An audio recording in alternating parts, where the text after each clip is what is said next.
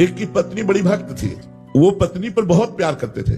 अब पत्नी गुरुजी की आज्ञा से चलती थी, पर उनको संतों से कोई प्यार नहीं था, वो पत्नी से प्यार करते थे। तो एक दिन पत्नी ने बहुत प्रेम से उनसे कहा कि हमारी एक बात मानोगे, आप हमारे गुरुजी से दीक्षा ले लीजिए, क्योंकि हम दीक्षित है और आप दीक्षा नहीं लिए तो हमारा आपका प्रेम अधूरा। उन्होंने कहा ठीक है, बुलाओ गुरुजी को। गुरुजी को बुलाया और दीक्षा लेने के लिए गंगा स्नान करने के लिए चले तो गांव के 2-4 लोग मिले, बोले आज ये धोती टांग के कहां जा रहे हो? तो यार पत्नी कह रही दीक्षा ले लो, गुरुजी आ गए तो गंगा स्नान। अरे और वो धोती लेके वापस आ गए, बोले नहीं लेना मुझे दीक्षा।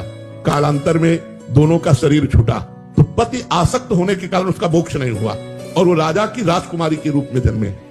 और वो पत्नी के प्यार के कारण जहां वो राजकुमारी जन्मी, वही हथनी से वो पुत्र के रूप में प्रकट हुआ, हाथी का शावक।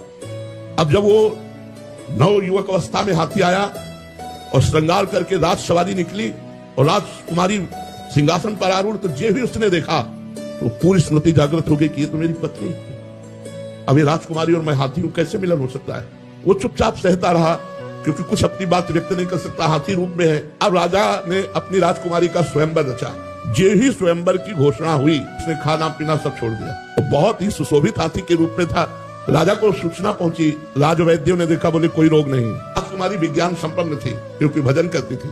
उसने कहा इसकी औषधि मेरे को पता है, मुझे एक बार इसके समीप जाने दो। नजदीक गई और कान में कहा था गुरुदेव को वरण कर दो। नहीं वरण किया ना तो हाथी की योनि को प्राप्त हुई। सकुचाओ मत, तुम्हारी गले में जयमाला डालूंगी। सकुचाओ मत, स्वयंवर में तुम शोभा के लिए खड़े किए जाओगे और मैं तुम्हारे ही गले में माला डालूंगी और इस जन्म में इतना भजन करूंगी कि आगे जन्म में हम फिर दोनों मिलेंगे। उसने ऐसा ही किया, भजन के प्रभाव से अपने पति को हाथी की योनि से मुक्त करके अगला जन्म फिर मनुष्य का हुआ। फिर ये तप और भजन से भगवान के वरदान से संभव है, ना कि अपने प्रारब्ध से।